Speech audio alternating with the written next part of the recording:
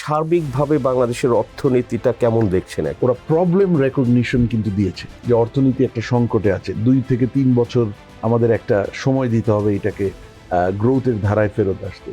Investment কম, employment কমে যাচ্ছে, সরকারের ফিসকাল বা আর্থিক শৃঙ্খলা সেটাও অত্যন্ত দুর্বল, সামষ্টিক অর্থনীতি ওভারঅল ভালো অবস্থায় নেই, ইনফ্লেশন সর্বগ্রাসী প্রবলেম হিসেবে আবির্ভূত হয়েছে, ম্যাক্রো ফিসকাল বিশেষ করে আপনি জানেন সরকারের হাতে টাকা নেই। এই যে মাল্টি ডাইমেনশনাল প্রবলেম, এখানে কিন্তু একটা স্টেপ, দুটা স্টেপ, আলাদা আলাদা স্টেপ এটা দিয়ে হবে না। এগুলো যদি কন্টিনিউ করে এবং বাড়ে, ইনফ্লেশন, বিদ্যুৎ, গ্যাসের ইস্যুগুলো, একটা পর্যায়ে কিন্তু এগুলো একটা ধরেন তখন রাজনৈতিক ডিসকন্টেন্ট সেই জায়গাতে পরিণত হবে। অনেক কিছু করতে হবে, কিন্তু সরকার টাকা পাবে কোথা থেকে? ট্যাক্সের অবস্থা তো আপনি জানেন যে এই ফিসকালে 1 লক্ষ কোটি টাকার উপরে শর্টফল থাকবে, এটা নিশ্চিত। টাকাটা আনতে হবে 2 জায়গা থেকে, development partner support, budget support particularly. আরো অনেক বেশি টাকা লাগবে, সেই টাকা কোথা থেকে আসবে? একটা হলো এখন থেকে পিপিপি কে বাড়াতে হবেই। আপনি মনে করেন যে আইএমএফ এর এই নতুন লোনের কারণে সরকারের ফিসক্যাল ম্যানেজমেন্ট আরো বেশি চ্যালেঞ্জিং হতে পারে? সরকার চাপে পড়বে নিঃসন্দেহে। সরকারের জন্য যদি বলি যে আপনি অর্থনীতিতে প্রধান 3টা চ্যালেঞ্জ, বিনিয়োগটা বাড়াতে হবে এবং বিনিয়োগ পড়ছে, এক্সপোর্টকে আমাদের ঢেলে সাজাতে হবে। সরকারের আর্থিক যে ব্যবস্থাপনা এটাকে কমপ্লিট রিভাইটালাইজেশন, রিফর্ম এন্ড রিভাইটালাইজেশন, আর এনার্জির ক্ষেত্রে ডোমেস্টিক ক্যাপাবিলিটি ডেভেলপ করা।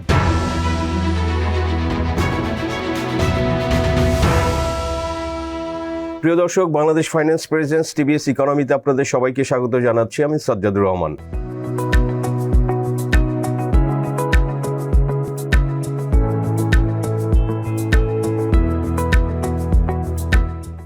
দর্শক, বাংলাদেশে নতুন সরকার, নতুন বাজেট, নতুন অর্থবছর শুরু হচ্ছে এবং আমরা জানি যে গত 2 বছরে যে একটা টাফ টাইমের মধ্যে দিয়ে বাংলাদেশ গিয়েছে, যে আমাদের অর্থনীতি আসলে খুবই একটা স্ট্রাগলের মধ্যে ছিল সব কিছুতে, ব্যাংকিং সেক্টর থেকে শুরু করে প্রাইভেট সেক্টরে বিনিয়োগ বা আমাদের কর্মসংস্থান, জ্বালানি নিরাপত্তা, সব কিছুই কিন্তু আসলে একটা বড় চ্যালেঞ্জের মধ্যে দিয়ে গিয়েছে এবং সেটা আসলে এখনও যে সমাধান হয়েছে তা না, বাট নতুন সরকার ক্ষমতায়, তারা নতুন বাজেট দিয়েছে। তো এইসব বিষয় সামনে কি হবে সবাই সেটা আসলে আগ্রহ ভরে তারা দেখছে এবং ব্যবসায়ী যারা, অনেকের ইনভেস্টমেন্ট কিন্তু আসলে ইনভেস্টমেন্ট একদিকে নাই, আবার অনেকের কিন্তু বিনিয়োগ করে তারা এনার্জি না পাওয়াতে কিন্তু তারা আসলে ফ্যাক্টরি চালু করতে পারে না, সে ধরনেরও অনেক কেস আছে। সো দর্শক, এরকম পরিস্থিতিতে আমরা আজকে বাংলাদেশের অর্থনীতি, সার্বিক অর্থনীতি নিয়ে আলোচনা করব। ডক্টর মাসরুর রিয়াজ, আমরা ডক্টর মাসরুর রিয়াজকে চিনি, chairman and founder policy exchange Bangladesh, একটা প্রাইভেট থিঙ্ক ট্যাঙ্ক, এবং প্রাইভেট সেক্টরে তার দীর্ঘ সময়ের কাজের অভিজ্ঞতা আছে। আমরা তার সঙ্গে এই ওভারঅল সিচুয়েশন নিয়ে আলোচনা করব এবং আপনাদের সঙ্গে শেয়ার করব। মাসরুর ভাই, স্বাগত আপনাকে টিভিএস। ধন্যবাদ। থ্যাংক ইউ আপনি জয়েন করতে পেরেছেন আমাদের সাথে। তো আলোচনার জাস্ট শুরুতেই বলতে চাই যে এই যেটা বলছিলাম যে 2 বছরের একটা টাফ টাইম, দেন একটা নির্বাচিত সরকার আসলো, তো সেটাও 4-4.5 মাস হয়েছে, তারা একটা বাজেটও পেশ করেছে। তো আসলে আপনি সার্বিকভাবে বাংলাদেশের অর্থনীতিটা কেমন দেখছেন এখন? ধন্যবাদ সাজ্জাদ ভাই, আপনাকে এবং টিবিএসকে। আমার জন্য এটা সবসময় একটা আনন্দের বিষয় আপনাদের অনুষ্ঠানে আসা। দেখেন, আমরা নতুন সরকার এখনো বলা যায়, কারণ 4.5 মাস হলো তারা ক্ষমতা গ্রহণ করেছে।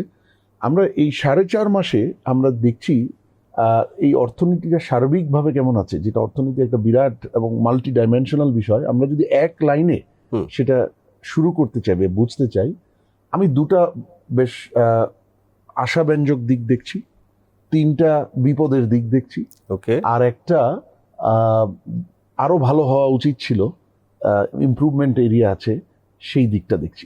যে 2টা আশাব্যঞ্জক দেখছি, একটা হলো যে কোনো অর্থনীতি এবং বেসরকারি খাত নির্ভর অর্থনীতি। আপনারা জানেন যে আমাদের যে গত 79-80 সাল থেকে যে আমাদের এই কারেন্ট গ্রোথ মডেল যেটা শুরু হয়েছে, সেটা মূলত বেসরকারি খাত নির্ভর।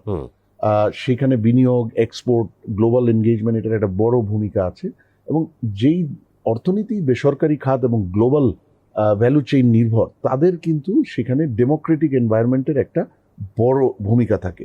সো আমরা 12ই ফেব্রুয়ারির নির্বাচন, তার মাধ্যমে একটা পলিটিক্যাল গভর্নমেন্ট আমরা ফেরত পেয়েছি উইথ এ হিউজ ম্যান্ডেট, এবং একটা ডেমোক্রেটিক পরিবেশ বিরাজ করছে বলেই বাই অ্যান্ড লার্জ সবাই একসেপ্ট করছে। এটা কিন্তু অর্থনীতির জন্য একটা কনফিডেন্সের জায়গা, Right. সেটা একটা বড় পজিটিভ। দ্বিতীয় পজিটিভ আমি বলবো, এই সরকার, আপনিও বলছিলেন আপনার সূচনা বক্তব্যে 2 বছর বা তার একটু বেশি 22-23 সাল থেকে আমরা সামষ্টিক কোভিড অর্থনীতি, থেকেই কোভিড তো একটা বড় চাপ, তারপরই ম্যাক্রো ইকোনমি 22-এর মাঝামাঝি থেকে সেটার একটা ধস নামলো, কিছু রিকাভার স্টেবিলাইজেশন হয়েছে, বাট ওভারঅল আমরা একটা অর্থনীতির চাপে এবং সংকটেই বলতে পারি গত কয়েক বছর ধরে আছে, এবং এই সরকার কিন্তু সেটা ইনহেরিট করেছে, রাইট উত্তরাধিকার সূত্রে পেয়েছে। সেখানে আমাদের দেশের সরকারগুলো পূর্বে বিভিন্ন সময় আমরা দেখেছি, শুধু যে আওয়ামী লীগ সরকার তা না, ইন্টারিম গভর্নমেন্টের সময় আমরা দেখেছি অনেক সময় সমস্যার স্বীকৃতি দিতে চায় না।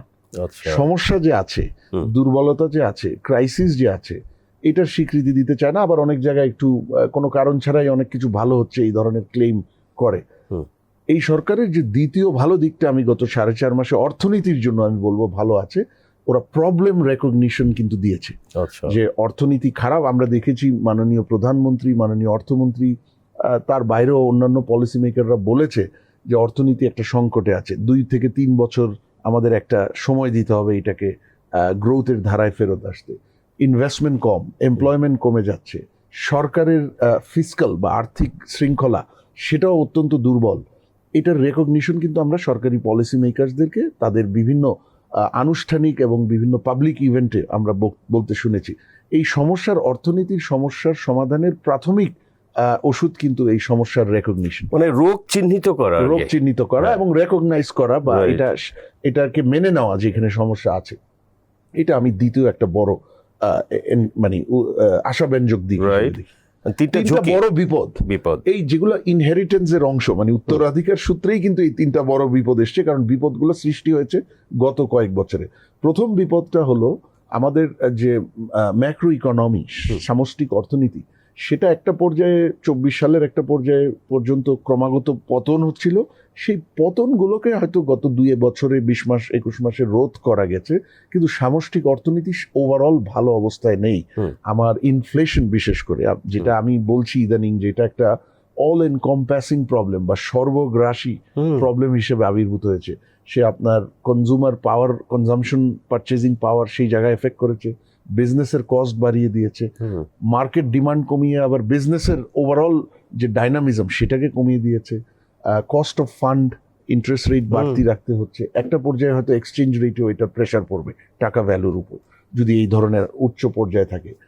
রিজার্ভ গতকালও একটু বেড়েছে, 32 বিলিয়ন বিপিএম নেট হয়েছে, এটা ভালো খবর। কিন্তু এটা তো হয়েছে আমার যে 3 বিলিয়নের উপর বাজেট সাপোর্ট রিলিজ হয়েছে 4টা ডেভেলপমেন্ট পার্টনার থেকে। আমার তো এক্সপোর্ট রেমিটেন্স, সেগুলা রেমিটেন্সটা খারাপ নাই, কিন্তু ওভারঅল আমার যে রিজার্ভের যে মার্কেট বেস মেকানিজম, সেখান থেকে কিন্তু আমি 32 বিলিয়নে আনতে পারিনি।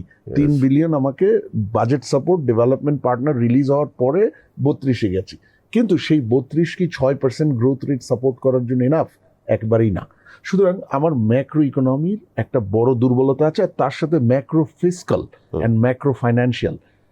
ম্যাক্রো ফিসকাল বিশেষ করে আপনি জানেন সরকারের হাতে টাকা নেই, কারণ ট্যাক্স একেবারে পড়ে গেছে, হিস্টোরিক্যাল দুর্বলতা আছে, তার সাথে এখন ইকোনমিক গ্রোথই স্লো গত 2 বছর ধরে। তাহলে ট্যাক্স আহরণের ভিত্তিটাই তো দুর্বল। আর ডেটের ক্ষেত্রে তো একটা সংকুচিত জায়গায় আমরা চলে এসেছি, কত ডেট নিতে পারবো, কারণ ডেট নিতে হবে এটা যেভাবে সত্যি, খুব বেশি নেওয়া যাবে না আগামী কয়েকটা বছর, সেই জায়গাটা স্কুইজড হয়ে আসছে, সিলিংটা নেমে আসছে, সেটাও সত্যি। এটা হলো আমার ম্যাক্রোর জায়গাটা।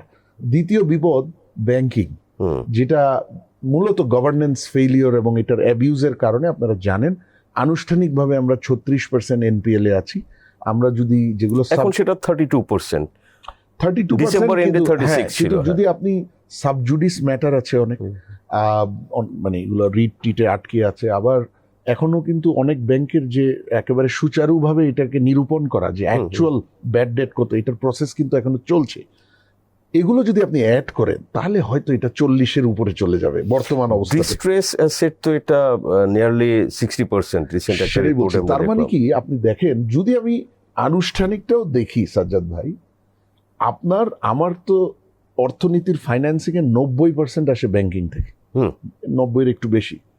তাহলে আমার যে অর্থনীতির যে অর্থায়ন, গ্রোথ ফাইন্যান্স, সেটার 1/3 অ্যাসেট স্ট্র্যান্ডেড।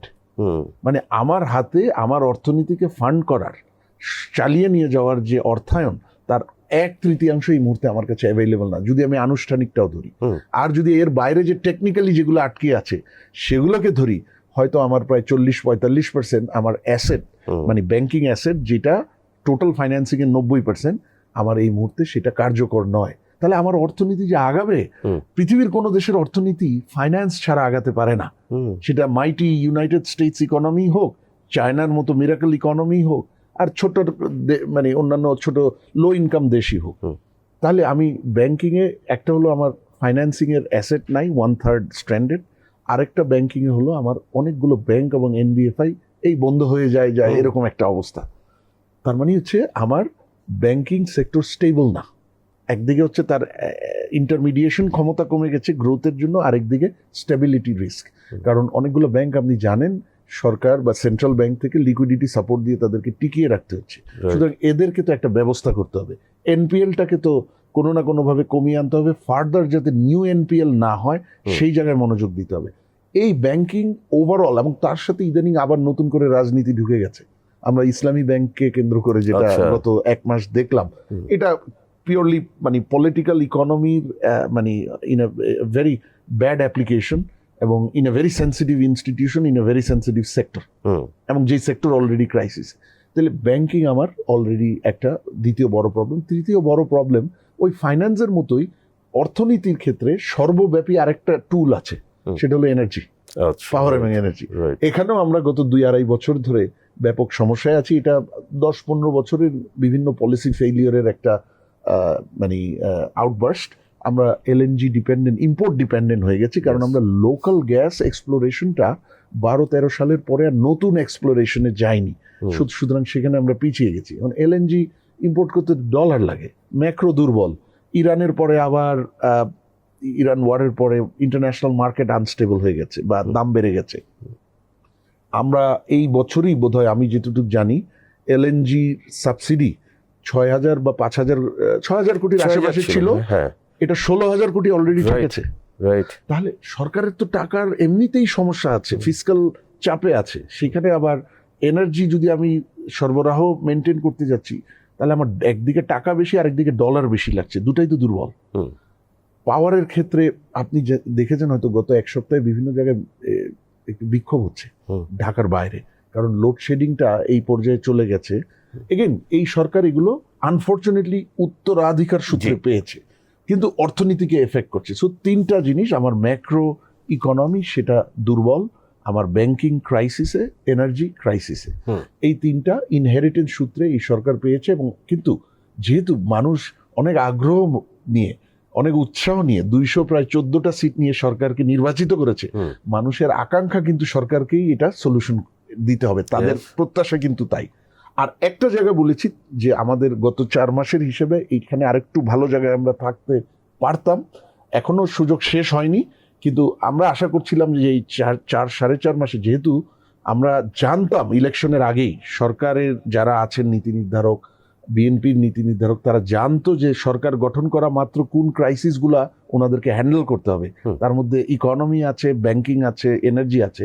এটা যেহেতু জানতো, এই 4.5 মাসে কিন্তু প্রায় 1 বছরের সমান কাজ হওয়ার উচিত ছিল আমি মনে করি এগুলোর সমাধানে। তো সমাধানের কিছু কি দেখছেন আপনি?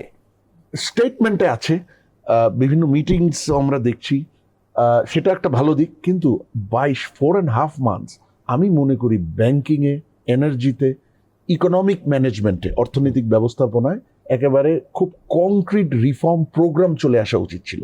কারণ বিষয়গুলো খুব জটিল এবং একটার সাথে আরেকটা ইন্টার রিলেটেড, এবং অনেকগুলো ডাইমেনশনে কিন্তু বাংলাদেশের অর্থনীতিতে এখন প্রবলেম আছে। ইনভেস্টমেন্টে, এক্সপোর্ট, আপনি জানেন যে গত 11 মাসের মধ্যে 10 মাস নেগেটিভ গ্রোথ। আমাদের বিভিন্ন গ্লোবাল চাপ বাড়ছে এক্সপোর্টের, আমার এমপ্লয়মেন্ট কমে যাচ্ছে, আমার এসএমই স্মল বিজনেস যেহেতু ইনফ্লেশন অনেক হাই, তাদের খুব খারাপ অবস্থা। ব্যাংকিং এর কথা বললাম, এনার্জির কথা বললাম, ফিসকাল ডিসিপ্লিন, আমাদের কর্মসংস্থান, আপনি মিডল ইস্টে আমাদের কিন্তু 10-12 লাখ লোক প্রতি বছর গিয়ে থাকে, তো যেতে পারছে যুদ্ধের কারণে, কিন্তু মার্চ এপ্রিল তো অন্তত যেতে পারে না। ওইখানেও কিন্তু সামনে রেমিটেন্সেও একটা সমস্যা হবে। আমাদের কিন্তু এভারেজে 1 লাখ লোক যায়, এভারেজ প্লাস মাইনাস মাসে। তাহলে ফেব্রুয়ারি 27-28 তারিখ তখন যখন যুদ্ধ হলো, শুরু হলো, মার্চ, এপ্রিল এবং মে, এই 3 মাস তো আসলে যেতে পারেনি, একেবারে শূন্যের কাছাকাছি, নতুন যাদের কথা তাদের বলছি। তো সেটা তো আলটিমেটলি রেমিটেন্সে এফেক্ট করবেই। সো এই যে মাল্টি ডাইমেনশনাল প্রবলেম এবং প্রবলেমের কমপ্লেক্সিটি অনেক ইন্টেন্স, এখানে কিন্তু ওই একটা স্টেপ, দুটা স্টেপ, আলাদা আলাদা স্টেপ এটা দিয়ে হবে না। এটার এই পৃথিবীর এগুলা ইটস নট ইউনিক, অন্যান্য অনেক দেশেও এসব প্রবলেম হয়েছে। পাকিস্তানে আপনার আমাদের বাংলাদেশের চেয়ে অনেক বড় এনার্জি ক্রাইসিস তাদের ছিল, যদি 12-14 সালের দিকে যান, 16-17 সালের দিকে যান। তারা কিন্তু এখন মোটামুটি সারপ্লাসে চলে গেছে। 32,000 মেগাওয়াট শুধু রুফটপ সোলার, আপনারা তারা সোলার, শুধু রুফটপ না, মানে রুফটপটা হয়তো মেজরিটি, সোলার এস্টাবলিশ করেছে 2019 সাল থেকে। আমাদের তো টোটাল ক্যাপাসিটি 29,000 এখন। সলিউশন আছে ব্যাংকিং এ, কিন্তু বিভিন্ন দেশ, ইভেন আমাদের পাশের দেশ ইন্ডিয়া একটা সময় ছোটখাটো প্রবলেমে কয়েক বছর আগেই পড়েছিল। ডিস্ট্রেসড অ্যাসেটের কথা আপনি বলেছেন, খুব মানে দ্রুত ডিস্ট্রেসড অ্যাসেট ম্যানেজমেন্ট কোম্পানি সেই ধরনের লিগ্যাল ফ্রেমওয়ার্ক করে কিন্তু ওই যে এনপিএল বাড়ছিল সেটাকে অ্যাড্রেস করেছে। সো এগুলার সলিউশনগুলো কিন্তু রকেট সায়েন্স না, কিন্তু ইটস এ ম্যানেজমেন্ট ফ্রেমওয়ার্ক প্রয়োজন। এই যে বসু ভাই, আপনি বলছেন 3টা যে বিপদের কথা বললেন, একটা ব্যাংকিং, এর মধ্যে এনার্জিটা আছে, আর ম্যাক্রো ফিসক্যাল ইস্যুস, এটা তো আছে, সার্বিক অর্থনৈতিক ব্যবস্থাপনা, আমরা যেটাকে ইকোনমিক ম্যানেজমেন্ট বলি। ইয়েস। তো ধরেন যে এই যে আমাদের দেশে আসলে বিনিয়োগ নাই, কর্মসংস্থান নাই, আমাদের এখন 25-26 লাখ লোক প্রতি বছর আসলে তারা নতুন করে কর্মক্ষেত্রে তারা ঢুকে বা এলিজিবল হয়, কিন্তু তারা কাজ পায় না। তো এখন ধরেন যে ব্যাংকিং এই সমস্যা, সরকার এই যে বাজেটে, প্রস্তাবিত বাজেটে তারা কিন্তু ডিরেগুলেশন বা বিনিয়োগ বাড়ানোর জন্য বেশ কিছু কথা তারা বলেছেন, এবং আমাদের লোকাল ইন্ডাস্ট্রি যাতে এনকারেজড হয় সেরকমও কিছু উদ্যোগ নিয়েছেন। কিন্তু আসলে আমাদের ব্যাংকগুলো কি রেডি? এটা আপনি যেটা বলছিলেন যে ফাইন্যান্স তো আসতে হবে। আরেকটা হচ্ছে, আমার একই সাথে আমরা দেখি যে অনেকে ফ্যাক্টরি করেছে 4-5-6 বছর, কিন্তু তারা আসলে গ্যাস বা ইলেকট্রিসিটির কানেকশান এগুলো পায় না যথেষ্ট। তো এই যে এইরকম আসলে সংকটের মধ্যে আপনি ধরেন যে সরকার বাজেটটা দিল, মানুষের এক্সপেকটেশন অনেক হাই, আপনি যেটা বলছিলেন যে একটা elected government, more than 2/3 majority, so definitely মানুষ একটা বড় আশা নিয়ে তাদের ভোট দিয়েছে। তো আসলে এই যে বাজেটটা দিল, ওভারঅল আপনি কি এই ক্ষেত্রে কর্মসংস্থান বা ব্যাংকিং সেক্টরটাকে রিফর্ম করা, এটাকে স্ট্যাবল করা, এরকম কি কোনো ইন্ডিকেশন দেখছেন? শুধু বাজেট না, গত 4.5 মাসে বর্তমান সরকারের কর্মকাণ্ডের মধ্যে কিছু মানে স্টেটমেন্টে 2টা জায়গায় খুব ভালোভাবে আছে। প্রবলেম রেকগনিশন, এইসব জায়গায় যে খুব সমস্যায় আছে, এটা সরকারের নীতি নির্ধারকরা কিন্তু একেবারে স্পষ্টভাবেই স্বীকার করছেন। এটা আমি আগেও বলেছি, এটা ফার্স্ট স্টেপ, তো সেটা আছে। আরেকটা জায়গায় দেখেছি, সেটা হলো যে তারা বিভিন্ন যে তাদের পলিসি ভিশন দিচ্ছেন, including in the budget. Budget নিজেও তো একটা ভিশন তুলে ধরে সরকারের, পলিসি ভিশনটা কি, রিফর্ম ভিশনটা কি, সেসব জায়গায় তুলে ধরছে। কিন্তু সলিউশন মানে রোল আউট করার ক্ষেত্রে আমি এখন পর্যন্ত একটা মানে ধীরগতি দেখছি। এইটাই আমি বলছিলাম যে 4.5 মাসে, বছর খানেকের সমান মানে উদ্যোগ, রিফর্ম, সলিউশন শুরু হয়ে যাওয়া উচিত ছিল। কারণ ক্রাইসিস তো খুব রিয়েল, এটা জনগণকে যেভাবে কষ্ট দিচ্ছে, অর্থনীতিকে দিচ্ছে, সরকারের জন্য তো এটা একটা রাজনৈতিক চ্যালেঞ্জ। যদি এটা ইনফ্লেশন এভাবে বাড়তে থাকে, একটা পর্যায়ে মানুষ তো তখন মানে বীতশ্রদ্ধ হয়ে যাবে। রাজনৈতিক, যেমন যেটা বলছিলেন, বিদ্যুতের জন্য কোথাও কোথাও মিছিল হচ্ছে, গত 1-2 সপ্তাহ আগে 4 জন এমপি সংসদে এগুলো তুলে ধরেছেন যে বিক্ষোভ। তখন আমি দেখলাম যে মাননীয় বিদ্যুৎ মন্ত্রী এটার ব্যাপারে একটা স্টেটমেন্টও দিয়েছে। এগুলো যদি কন্টিনিউ করে এবং বাড়ে, ইনফ্লেশন, বিদ্যুৎ, গ্যাসের ইস্যুগুলো, একটা পর্যায়ে কিন্তু এগুলো একটা ধরেন তখন রাজনৈতিক ডিসকন্টেন্ট সেই জায়গাতে পরিণত হবে। সুতরাং সরকারেরও কিন্তু একটা বড় স্টেক আছে, কারণ তারা অত্যন্ত গ্রহণযোগ্য একটা নির্বাচনের মাধ্যমে ব্যাপক জনসমর্থন, মানে 214 সিট বোধ হয়, তাই না, বা 213 নিয়ে এসছে। এটা তো একটা বিরাট পলিটিক্যাল ডিভিডেন্ড। এটা সরকারেরও এখানে রিস্ক আছে যদি এগুলো সমস্যার সমাধান না হয় খুব দ্রুত। এখন বাজেট এবারের বাজেট আপনি বলছিলেন যে কিছু আছে নাকি ব্যাংকিং এবং এমপ্লয়মেন্ট। বাজেটের একটা ভালো দিক হলো এবার এই বাজেটটা বেশ বিজনেস এবং সিটিজেন ফ্রেন্ডলি। কোন দিক থেকে? বার্ডেন বা ট্যাক্স এইটা কিন্তু একেবারেই বাড়ানো হয়নি। রাইট। মোটামুটি প্রতিবার বাজেট আসলে আপনি জানেন যে মানুষের মনে একটা বিজনেসের মনে আরো বেশি একটা ভয় থাকে, কোথায় বোধহয় বার্ডেন বেড়ে গেল, কারণ বাংলাদেশে overall cost of business is high, tax burden is high.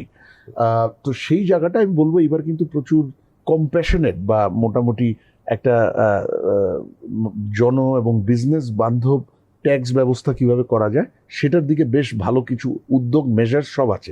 আপনি দেখেন যে ট্যাক্স বাড়ানো হয়নি, 5 বছরের প্রেডিক্টেবিলিটি দিয়েছে, Yes. কর্পোরেট বোধহয় কালকে ফাইনাল হওয়ার আগে রেটও কিছুটা কমিয়েছে 27.5 থেকে। রাইট, লিস্টেড হলে আরো বেশি তারা বেনিফিট সুবিধা অফার পাবে। করেছে। এআইটি অ্যাডভান্স ট্যাক্স, এটা নিয়ে একটা সবসময় কমপ্লেন ছিল মানুষজনের, সেখানে অ্যাডজাস্টমেন্ট বা এটা কমিয়ে নিয়ে আসছে, মিনিমাম ট্যাক্স অ্যাডজাস্টমেন্টের সুবিধা দিয়েছে। ইভেন ব্যক্তি করদাতার ক্ষেত্রে দেখেন বাজেটে প্রস্তাব ছিল 3,75,000, 4 লাখ করেছে। সেটা 4 লাখ এটা আমি করেছে। মনে করি চমৎকার একটা কাজ হয়েছে। এটা বিশেষ করে নিম্ন আয়ের মানুষের জন্য এই যে চলমান ইনফ্লেশনের অভিঘাত, এটাকে অ্যাড্রেস করার জন্য একটা দারুণ একটা উদ্যোগ হয়েছে কিন্তু Right. এটাকে 4 লাখ টাকা করা। কিন্তু বাজেটে যেই জায়গাটায় আমার মনে হয় আরো বেশি কিছু করার ছিল সেটা হলো যে এই যে চলমান যে অর্থনৈতিক সমস্যাগুলো, যার মধ্যে ইনফ্লেশন আছে, ব্যাংকিং আছে, এনার্জি আছে, সেখানে বোধহয় আরো এটা কিন্তু বাজেটের ভিশনে আছে, বাজেটের স্টেটমেন্টে আছে, 10টা প্রায়োরিটি পয়েন্ট মাননীয় অর্থমন্ত্রী তুলে ধরেছেন, সেখানেও আছে, এটা ভালো দিক। কিন্তু মেজার্সের জায়গায় যে বোধহয় আমি একটু কম দেখতে পাচ্ছি। বাজেট সবকিছু করতে পারে না, বাট যতটুকু করতে পারে সেই জায়গাটায় public resource allocation, public program যেগুলো অর্থনীতি বা সংস্কারের জন্য হবে সেগুলোকে ফান্ড করা, ট্যাক্স বেনিফিটস তো হতেই পারে। আমি ব্যাংকিং এর ক্ষেত্রে একমাত্র দেখছি প্রায় 40,000 কোটি টাকার কাছাকাছি একটা অ্যালোকেশন আছে। এটা হয়তো ওই যে ব্যাংকগুলো বন্ধ হচ্ছে, এই যে 5টা বা সামনে যদি আরো হবে, এখানে ডিপোজিটরদের টাকা দিতে হতে পারে। সরকারি ব্যাংকের হয়তো ক্যাপিটালাইজেশন, আপনি জানেন ব্যাংকিং এর আরো একটা বড় সমস্যা এখন, as a whole the sector is negatively capitalised. 2.5% চলে গেছে capital adequacy ratio, negative 2.5%, right. যেখানে আপনার মিনিমাম প্রয়োজন গ্লোবাল স্ট্যান্ডার্ডে 10%-এর নিচে থাকলেই ওটাকে খারাপ হিসেবে দেখা হয়। পাকিস্তানের বোধহয় 19%, মানে শ্রীলঙ্কা, ইন্ডিয়া, পাকিস্তান এরা সবাই 15%-এর উপরে, আমরা নেগেটিভ 2.5%। আমাদেরও 10-12% ছিল একটা সময় ছিল, কিন্তু অ্যাবিউজের কারণে এটা আজকে এই অবস্থা। তো সেইখানে কিন্তু ব্যাংকিং এ তো শুধু আমি ডেপোজিটরের টাকা দিব ওই 5টা ব্যাংকের, সেটাই নট এনাফ। আমাকে তো ওভারঅল ব্যাংকিং সেক্টরটাকে খুব দ্রুত রিফর্ম করতে হবে। ওই যে সরকারি ব্যাংকগুলোকে আমি কিভাবে গভর্নেন্স ইমপ্রুভ করব, ক্যাপিটাল রিক্যাপিটালাইজেশনের দিকে যাব, ট্যাক্স পেয়ার মানি ছাড়াও আমি তো বন্ডের থেকে টাকা নিতে পারি, আমি তো বিভিন্ন ডেট ইনস্ট্রুমেন্ট মার্কেট থেকে টাকা নিতে পারি, শুধু ট্যাক্স পেয়ার মানি দিয়ে কেন আমি রিক্যাপিটালাইজেশন করব? আমাকে যে ওই যে 5টা ব্যাংকের বাইরে আরো 4-5টা ব্যাংক, আরো হয়তো 7-8টা এনবিএফআই খুবই দুর্বল অবস্থায় আছে, এগুলো নিজের পায়ে চলতে পারবে না, এদেরকে টাকা দিতে গিয়ে কিন্তু আবার মার্কেটে লিকুইডিটি বাড়িয়ে ফেলছে সেন্ট্রাল ব্যাংক, যেটা মনিটারি পলিসির উল্টো কাজ করছে, যে কারণে একটা কারণ ইনফ্লেশন কমছে না, not the only reason but one of the reason. তাহলে আর প্লাস হলো আমার এই যে ধরেন বেশ কিছু রিফর্মস প্রয়োজন, কর্পোরেট গভর্নেন্সের জন্য আমার ব্যাংক কোম্পানিজ আইনটা আনা প্রয়োজন ছিল, আমার বাংলাদেশ ব্যাংকের তো যে ইন্ডিপেন্ডেন্স সেটার আইনটাও বাকি, বাংলাদেশ ব্যাংক অর্ডার, এটা ইন্টারিম গভর্নমেন্টের একটা বড় ফেইলিউর আমি বলবো, যে ওনারা যাওয়ার আগে বাংলাদেশ ব্যাংক অর্ডারটাকে ওনারা পাশ করিয়ে যান নাই। করাটা তাদের জন্য খুব সহজ ছিল, তাদের সময় উপযোগী ছিল এবং উচিত ছিল, কিন্তু ওনারা এটা রেখে গেলেন। আমি বলবো একইভাবে ব্যাংক কোম্পানিজ অ্যাক্ট, সেটার রিফর্মটাও এটা ইলেকশনের আগেই হয়ে যাওয়া উচিত ছিল। ডিস্ট্রেসড অ্যাসেট ম্যানেজমেন্ট কোম্পানি লাগবে এনপিএল কে মার্কেট বেসড ওয়েতে অ্যাড্রেস করতে গেলে, কমাতে গেলে। এই 32 বা 36% নিয়ে যদি আমরা বসে থাকি, how do we look to the whole world? আমাদের banking sector will look vulnerable, আমাদের কান্ট্রি রেটিং কমে যাবে। তো এইসব ক্ষেত্রে তো মশরুফ ভাই, ইন্টারিম সরকার তারা তো পলিটিক্যাল না, তাদের যে আমরা জানি যে পলিটিক্যাল সরকারের একটা প্রেসার গ্রুপ থাকে বিভিন্ন ধরনের, তো ইন্টারিমে তো সেটা ছিল না। সেজন্যই আমি বলছি এটা একটা বড় ফেইলিওর তাদের। এবং ওই যে এনার্জির ক্ষেত্রে যদি ধরেন যে তারা তো আসলে অনেকে বলে থাকে যে আরো বেশি আপনার কমপ্লেক্স বা একটা জটিল অবস্থায় ফেলে দিয়েছে, আপনার কাছে কি মনে হয়? সেটা তো বটেই, আমি সেটা এগ্রি করি। দেখেন, কোনো সন্দেহ নাই যে পাওয়ার অ্যান্ড এনার্জিতে তো গভর্নেন্স প্রবলেম ছিল। 24 সালের আগে যে গভর্নেন্স প্রবলেম ছিল না এটা তো বলা যাবে না। সেই গভর্নেন্স গুলো ঠিক করাটা ইন্টারিম গভর্নমেন্ট, তারা বিভিন্ন সময় স্টেটমেন্টে বলেছে বেশ কিছু পদক্ষেপ নিয়েছে, কিন্তু নিতে গিয়ে বোধহয় ওরা সব ভালো খারাপ সবাইকে জগা খিচুড়ি বানিয়ে ফেলেছে। যেমন ধরেন ওই যে আমরা যেটা শুনেছিলাম 38টা বা 40টা বোধহয় LOI রিনিউয়েবল এনার্জির ক্ষেত্রে, renewable power plant 31 I think, বা 31টা যেগুলো বাতিল করলো, সেগুলোকে ঢালাও ব্ল্যাঙ্কেট ক্যান্সেলেশনে গেছে। কিন্তু সেখানে উচিত ছিল সেগুলোকে বাদ বিচার করা। এফডিআই ছিল অনেক। আর সেখানে আমি যেটা জানি, ধরেন ওখানে নরওয়েজিয়ান কোম্পানি ছিল, যেটা নরওয়েজিয়ান গভর্নমেন্ট সেই কোম্পানিকে বাংলাদেশে তারা অ্যাঙ্কর করতে হেল্প করেছে। মারুবেনি ছিল, ফ্রেঞ্চ কোম্পানি ছিল, চাইনিজ অনেকে ছিল, চাইনিজ কোম্পানি ছিল। এখন যে পলিটিক্যালি ফেভার্ড হয়ে আসছে কিন্তু কোয়ালিফাইড না, তাকে অবশ্যই বাদ দেওয়াটাই সঠিক সিদ্ধান্ত। কিন্তু ওই যে যারা কোয়ালিফাইড কোম্পানি ছিল তাদেরকেও ব্ল্যাঙ্কেট ক্যান্সেলেশনে ফেলে আমরা কিন্তু ওই যে রিনিউয়েবল প্ল্যান্টের ক্ষেত্রে সোলার বা অন্যান্য আমরা পিছিয়ে গেছি প্রায় 1.5-2 বছর। এটা কি একটা নেগেটিভ মেসেজ দেয় না to the rest of the world বা পটেনশিয়াল ইনভেস্টর? আমি একটা বড় ডেভেলপমেন্ট পার্টনার বাংলাদেশের, তাদের প্রাইভেট সেক্টর আর্মের কিন্তু একটা এনগেজমেন্ট একটা কোম্পানিতে এই ধরনের ছিল। তারা আমাকে বলেছে যে next time they will be very careful. আরেকটা কোম্পানি যারা বাংলাদেশের LOI নিয়ে তাদের কাছে ফাইন্যান্সিং এর জন্য অ্যাপ্রোচ করবে, দে উইল থিঙ্ক টুয়াইস, তারা দিবে নাকি দিবে না। অ্যাট দ্য সেম টাইম যাদের ক্যান্সেল হয়েছে, যে নরওয়েজিয়ান কোম্পানিটা, আমি তাদেরই একজন স্টেক হোল্ডারের সাথে কথা বলছিলাম যে এটা এই কয়েক মাস আগের কথা, যে আবার যখন বাংলাদেশ এটা, আমি বলছিলাম যে বাংলাদেশ হয়তো খুব শীঘ্রই এটা আবার রিঅ্যাডভার্টাইজ করবে, we hope you will come back. তারা বলছিল যে তাদের একজন stakeholder, it will be difficult to convince the management যে আবার একই জায়গায় ফেরত যাওয়া। সুতরাং আমরা রিনিউয়েবলের ক্ষেত্রে বেশ মানে আগে তো গভর্নেন্সে প্রবলেমে পড়েছি, সেটার জন্য অ্যাবিউজ হয়েছে, সেই প্রবলেমে পড়েছি। কিন্তু আমার মনে হয় ইন্টারিম গভর্নমেন্টের সময় রিনিউয়েবলের যে ব্ল্যাঙ্কেট ক্যান্সেলেশনটা হয়েছে, বাজ বিচার না করে কে কোয়ালিফাইড কে কোয়ালিফাইড না, কে পলিটিক্যাল কে পলিটিক্যাল না, বা কে পলিটিক্যাল, তার ভিত্তিতে আমরা বেশ কিছু কোয়ালিফাইড কম্পিটেন্ট স্পন্সরস রিনিউয়েবলের জন্য তাদেরকে হারিয়ে ফেলেছি। এবং এগুলো হয়তো এখন বাই নাও কনস্ট্রাকশন ফেজ অর্ধেক হয়ে যেত, বা কেউ কেউ হয়তো খুব শীঘ্রই তারা আপনার এই পাওয়ার ডিস্ট্রিবিউট করা শুরু করতে পারতো। সেই জায়গাটা থেকে আমরা পিছিয়ে গেছি। তো বাজেটে শর্ট টার্ম এনার্জির জন্য সাপোর্ট আছে, যে ইম্পোর্টের জন্য এটাকে মাথায় রেখে সাবসিডি বাড়ানো হয়েছে, শর্ট টার্মটা ভালো কভার করেছে। কিন্তু আমার তো শর্ট টার্মে হবে না, আমার তো এই ইরান যুদ্ধ আবার নতুন করে দেখিয়ে দিয়ে গেল যে আমি পাওয়ার ক্যাপাসিটি আমার ওভার ক্যাপাসিটি আছে কিন্তু প্রডিউস করতে পারছি না, কারণ প্রাইমারি এনার্জি নাই। সুতরাং আমার রিনিউয়েবলে যেতে হবে, আমার গ্যাস এক্সপ্লোরেশনে যেতে হবে। লং টার্মে আমার লোকাল ক্যাপাসিটি বাড়ানোর জন্য যে ধরনের উদ্যোগ এবং সেই উদ্যোগের জন্য ফান্ডিং এবং ট্যাক্সেশন ফ্রেমওয়ার্ক প্রয়োজন, সেই জায়গাটায় আমি ঘাটতি দেখছি। সেখানে আরো বেশি কিছু করার সুযোগ ছিল। মশিউর ভাই, আমরা আলোচনা শেষের দিকে, আপনার এই যে অনেক কিছু করতে হবে, যেটা আপনি বলছেন যে অনেক কিছুই করা দরকার, হাই ইনফ্লেশন, বিনিয়োগ নাই, কর্মসংস্থান, লোকজনের সাপোর্ট দরকার, কিন্তু সরকার টাকা পাবে কোথা থেকে? বড় প্রশ্ন এটা। সরকারের মানে টাকার প্রয়োজন অনেক সামনে, কিন্তু টাকার অবস্থা খারাপ। ফিসকাল টাকার প্রয়োজন কেন? আপনি অর্থনীতিটাকে তো, আমার 3.49% গ্রোথ হয়েছে গত ফিসকালে, এই ফিসকালে হবে হয়তো কালকে শেষ হলে 4-এর আশেপাশে, আগামী ফিসকালে 4.5 পার হলে উইল বি লাকি। বাট সরকারের তো ফোরকাস্ট 6.5। এটা আনরিয়ালিস্টিক। বাজেটের যে 2-1টা জায়গা দুর্বল আছে বা কয়েকটা জায়গা দুর্বল আছে, এর মধ্যে একটা হলো যে ম্যাক্রো টার্গেটিং গুলো করেছে, এগুলো আনরিয়ালিস্টিক। Revenue target unrealistic. এগুলো আমি আশা করব রিভিশন তো হয়, আমরা জানি বাজেট কিভাবে বাংলাদেশে অপারেট করে, আপনি খুব ভালো জানেন। কয়েক মাসের মধ্যেই দেখবেন যে রিভাইজড বাজেটের বিভিন্ন ফিগার হবে। তো আমরা আশা করব তখন এই growth, inflation number, revenue target, অন্তত এই 3টাকে রিয়েলিস্টিক জায়গায় নিয়ে আসা হবে। তো এখন এই দুর্বল অর্থনীতিকে চাঙ্গা করতে এখানে পাবলিক স্পেন্ডিং এর কিন্তু প্রয়োজন আছে, যদিও মূল ডিটারমিনেন্ট প্রাইভেট ইনভেস্টমেন্ট, কিন্তু পাবলিক স্পেন্ডিং এরও আপনার এডিপি কে বাড়াতে হবে, কোনো সন্দেহ নেই। আপনার কোনো জায়গায় হয়তো ডিমান্ড ইনডিউস করার জন্য আইদার আপনাকে পাবলিক স্পেন্ডিং এ যেতে হবে অথবা কর ছাড় দিতে হবে, মানে আইদার ওয়ে আপনি টাকা সরকারের লাগবে, রাইট? তো এরকম আরো বিভিন্ন বিষয় আছে। প্লাস সরকারের নিজস্ব এনার্জির কথা আমরা একটু আগে বললাম, ব্যাংকিং এর কথা আমরা একটু বললাম। এই দুটা এত বড় ক্রাইসিসে এটা পুরোপুরি প্রাইভেট ফান্ডিং দিয়ে আমরা করতে পারবো না, কিছু পাবলিক ইনভেস্টমেন্ট স্টিমুল্যান্ট হিসেবে কাজ করতেই হবে। তো এই টাকা পাবে কই? ট্যাক্সের অবস্থা তো আপনি জানেন যে এই ফিসকালে 1 লক্ষ কোটি টাকার উপরে শর্টফল থাকবে, এটা নিশ্চিত। আগামী এটা জেনেও তো তারা আপনার মানে যখন রিভাইজ করলো, এটা রিভাইজড আপ করলো এবার, ভেরি ইন্টারেস্টিং। মশিউর ভাই, আলোচনা শেষের দিকে তো আমরা একটু যদি সংক্ষেপে বলেন যে এই যে সরকার সাবসিডি তাদের বাড়াতে হচ্ছে স্বাভাবিকভাবে এই পরিস্থিতির কারণে, ট্যাক্সও ওভাবে বাড়ছে না, অনেক ক্ষেত্রে ছাড় দিয়েছে বাজেটে, কিন্তু আইএমএফ থেকে আবার নতুন একটা লোনের প্রোগ্রামের দিকে যাচ্ছে, আলোচনা শুরু হয়েছে। তো সেখানে কি আপনি মনে করেন যে আইএমএফের এই নতুন লোনের কারণে সরকারের ফিসক্যাল ম্যানেজমেন্ট আরও বেশি চ্যালেঞ্জিং হতে পারে? সরকার চাপে পড়বে নিঃসন্দেহে। এই আপনার এই প্রশ্নটার সাথে আগের প্রশ্নের একটা অংশের যোগসূত্র আছে, আমি এটা শেষ করে দিই।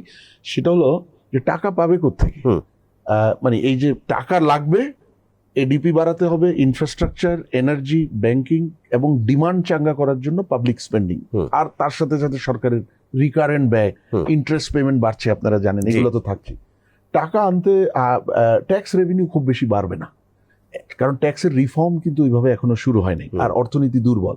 সুতরাং মিডিয়াম টার্মে আগামী 1-2 বছর কমপক্ষে রেভিনিউ খুব বড় জাম্প হবে না, যেটা আছে এটাকে ধরে রাখতে পারলে আমরা মোটামুটি একটু আমরা উইল বি কমফোর্টেবল। টাকাটা আনতে হবে 2 জায়গা থেকে। একটা হলো আপনাকে development partner support, budget support particularly, সেই জায়গার নির্ভরতা আপনাকে চালিয়ে যেতে হবে, উপায় নেই। সো আমি সেখানে একটা পয়েন্ট আছে, আইএমএফের সাথে যদি এগ্রিমেন্ট না হয় অন্য যে ডেভেলপমেন্ট পার্টনার, তখন তারা কিন্তু প্রোগ্রাম ভ্যালিড থাকা অবস্থায় তখন অন্য ডেভেলপমেন্ট পার্টনারের বাজেট সাপোর্ট হুমকির মুখে পড়বে। আইএমএফ প্রোগ্রাম যখন থাকে না একটা দেশে, তখন অন্য ডেভেলপমেন্ট পার্টনাররা ইন্ডিপেন্ডেন্টলি দেয়। কিন্তু when country has an IMF program in place valid, তখন অন্য ডেভেলপমেন্ট পার্টনাররা ওইটার উপর নির্ভর করে তাদের বাজেট সাপোর্টটাকে ডিসিশন নেয়, ডিসবার্সমেন্ট এবং সো অন। সো আইএমএফ এর আমি আশা করছি যে আইএমএফ প্রোগ্রামটা চালু থাকবে। যেটা আমি শুনেছি যে নতুন প্রোগ্রামটা will be a replacement of the current program. যেহেতু নতুন সরকার এসছে, তাদের প্রায়োরিটি, আবার আইএমএফ প্রোগ্রাম 2-2.5 বছর চলার পর কিছু লার্নিংসও তো হলো, কি সম্ভব কি সম্ভব না, বা কোথায় অ্যাডিশনাল ফোকাস দিতে হবে। সেদিক থেকে একটা নিউ প্রোগ্রামে যাওয়াটা আমার মনে হয় একটা ভালোই হবে। এটা নতুন সরকার তার প্রায়োরিটি এবং গ্রাউন্ড রিয়ালিটির যে ইভলভিং গ্রাউন্ড রিয়ালিটি, সেটার সর্বশেষ অবস্থার ভিত্তিতে এই নেগোসিয়েশনটা বা ডিজাইনটা করতে পারবে। এখন শুধু বাজেট সাপোর্টে কিন্তু হবে না। বাজেট সাপোর্টটা কিছু টাকা দিবে, ফরেন এক্সচেঞ্জ রিজার্ভকে ধরে রাখতে বা বাড়াতে হেল্প করবে, আরো অনেক বেশি টাকা লাগবে। সেই টাকা কোত্থেকে আসবে? 2টা জায়গা থেকে। একটা হলো আপনাকে এইবার, আমাদের দেশে গত 12 বছরের হিস্ট্রি ভালো না, কিন্তু এখন থেকে পিপিপি কে বাড়াতে হবেই আপনার। মানে সরকার যেখানে কমার্শিয়াল রিটার্ন মিনিমাম সম্ভাবনা আছে, সেখানে পাবলিক ইনভেস্টমেন্ট বা পাবলিক প্রজেক্ট করা যাবে না 100%, পিপিপিতে করতে হবে, including in health and other services. আপনি ব্রিটেনের যে খুব বিখ্যাত এনএইচএস, ন্যাশনাল হেলথ সার্ভিস, এটা প্রায় পুরোটাই পিপিপি মডেলে চলে। ব্রিটিশ গভর্নমেন্টের খুব কম টাকা খরচ হয়। আমরা এশিয়াতেও অনেক দেশ আছে, আপনি হেলথ ফ্যাসিলিটি, হেলথ স্কিলস বা হেলথ এক্সপার্টিস, এগুলো পিপিপিতে ডেপ্লয়েড হয়। আমাদের ইনফ্রাস্ট্রাকচারের একটা বড় অংশ কিন্তু পিপিপিতে করা সম্ভব। সুতরাং সেখানে কিন্তু আপনার পাবলিক স্পেন্ডিং অনেক আপনি সেভ করতে পারবেন। আরেকটা জায়গা আছে যেখানে অপচয় এবং চুরি, এটা তো আমরা ধরেন আমাদের সোশ্যাল সিকিউরিটি, সোশ্যাল সেফটি, সেখানে এটা আমি প্রশংসার দাবিদার। আমি মনে করি বাজেটে 14% বাড়ানো হয়েছে। ইনফ্লেশনের অভিঘাত আছে, মানুষকে একটু নিরাপত্তা দিতে হবে, সামাজিক নিরাপত্তা, সেখানে বাড়িয়েছে, এটা ভালো। কিন্তু আমরা জানি যে সামাজিক নিরাপত্তা কর্মসূচিতে বছরের পর বছর ধরে আইদার ইনএফিশিয়েন্ট স্পেন্ডিং আছে, মানে যার পাওয়া উচিত না পেয়ে অন্য কেউ পায়, অথবা দুর্নীতি বা পলিটিক্যাল ইন্টারফিয়ারেন্সের কারণে বেশ ওয়েস্টেজ আছে। এগুলো যদি আমরা বন্ধ করতে পারি, নতুন টাকা হয়তো লাগবে না। ফ্যামিলি কার্ডের মতো খুব সারা জাগানো প্রোগ্রাম আছে, সেইটাকে বাড়ানো হয়েছে, বোধহয় 41 লক্ষ টার্গেট করা হয়েছে। নতুন টাকা লাগবে না। যে বাজেট গত 1-2 বছরে ছিল, তার মধ্যে যদি আপনি ইনএফিশিয়েন্সি এবং ওয়েস্টেজ কমাতে পারেন, তাহলে সেই টাকা থেকে আপনি রিঅ্যালোকেট করে আপনি এটা কভার করতে পারবেন। একদম শেষ দিকে আলোচনা, শেষ প্রশ্ন, সরকারের জন্য যদি বলি যে আপনি অর্থনীতিতে প্রধান 3টা চ্যালেঞ্জ, এটা কি মনে হয় আপনার কাছে?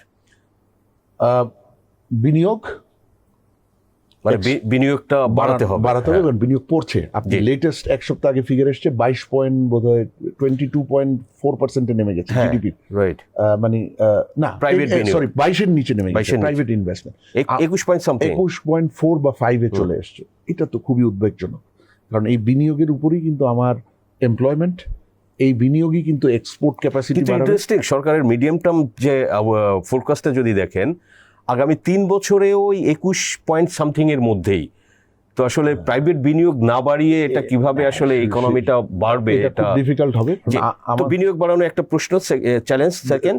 দ্বিতীয় হলো বিনিয়োগের সাথে লিঙ্ক কিন্তু আলাদা। আমাদের জন্য এক্সপোর্টটা কিন্তু লাইফ লাইন, কারণ আমার ম্যাক্রো ইকোনমিতে যে foreign exchange, reserve exchange rate, stability, আমার ইম্পোর্ট ক্যাপাবিলিটি, সেখানে রেমিটেন্স হেল্প করে, কিন্তু বড় অংশটা আসে হলো এক্সপোর্ট থেকে। এই এক্সপোর্টটা গত 1 বছর ভালো নাই। 11 মাসের মধ্যে, আমরা জুনের ফিগার এখনো জানি না, 11 মাসের মধ্যে 10 মাস নেগেটিভ। এটা গত 30-40 বছরে কখনো হয়নি। আর তার সাথে সাথে গ্লোবাল মার্কেটে আনসার্টেনটি বাড়ছে। আপনার এই রেসিপ্রোকাল ট্যারিফ নাই, কিন্তু তার যে রিপল এফেক্ট, এটা আমরা এখনো পাচ্ছি। ইউরোপে আপনার কম্পিটিশন বেড়ে গেছে আমেরিকান মার্কেটে ট্যারিফ প্রবলেম হওয়ার কারণে। আর ইউরোপের সামনের দিনে আপনার বিভিন্ন রেগুলেটরি কমপ্লায়েন্স এবং 29-এ জিএসপি চলে যাবে, এই ধরনের আনসার্টেনটি আছে। সুতরাং এক্সপোর্টকে আমাদের ঢেলে সাজাতে হবে, শুধু ডাইভার্সিফিকেশনই না বা মার্কেট ডাইভার্সিফিকেশনই না, বর্তমান যে এক্সপোর্ট আছে এটাকে ধরে রাখাটাই এখন একটা মানে অস্তিত্বের ইস্যু হয়ে যাচ্ছে। এবং এই এক্সপোর্ট ছাড়া কিন্তু আমার ম্যাক্রো ইকোনমি এবং ফর্মাল সেক্টর এমপ্লয়মেন্ট বিপদে পড়ে যাবে। তৃতীয় বিষয়টা আমি বলবো, আসলে কম্বিনেশন এনার্জি এবং ফিসকাল, সরকারের আর্থিক যে ব্যবস্থাপনা, এটাকে কমপ্লিট মানে রিভাইটালাইজেশন, রিফর্ম অ্যান্ড রিভাইটালাইজেশন। আর এনার্জির ক্ষেত্রে ডোমেস্টিক ক্যাপাবিলিটি ডেভেলপ করা, গ্যাস আর হলো রিনিউয়েবল। এই 3.5টা বা এই 4টা আমাদের মনে হয় এখন হাইয়েস্ট প্রায়োরিটি আমাদের। এবং এমপ্লয়মেন্ট, সরকার খুব যথার্থভাবেই বলে যে এমপ্লয়মেন্ট বাড়াতে হবে, কিন্তু এমপ্লয়মেন্ট কিন্তু আসবে এগুলো থেকেই। সুতরাং এই 4টা জিনিস যদি আমি ঠিক না করতে পারি, আমার এমপ্লয়মেন্ট, আমার ইকোনমিক গ্রোথ এবং আমার প্রসপ্যারিটি, তিনটাই কিন্তু কঠিন হয়ে যাবে। রাইট। ডক্টর মাসরুর রিয়াজ, আপনাকে অসংখ্য ধন্যবাদ টিভিএস এর সময় দেওয়ার জন্য। আপনাকেও ধন্যবাদ আমাকে আমন্ত্রণ জানান। Thank you. দর্শক, আমরা আলোচনা করলাম বাংলাদেশের সার্বিক অর্থনীতি নিয়ে এবং আসলে সরকারের জন্য যে প্রধান চ্যালেঞ্জগুলো, সেগুলো ডক্টর মাসরুর রিয়াজ শেয়ার করলেন। আমরা বিস্তারিত এই আলোচনা আপনাদের সামনে তুলে ধরলাম। দর্শক, আমাদের আলোচনা ভালো লাগলে লাইক করবেন, শেয়ার করবেন। আপনাদের সবাইকে ধন্যবাদ।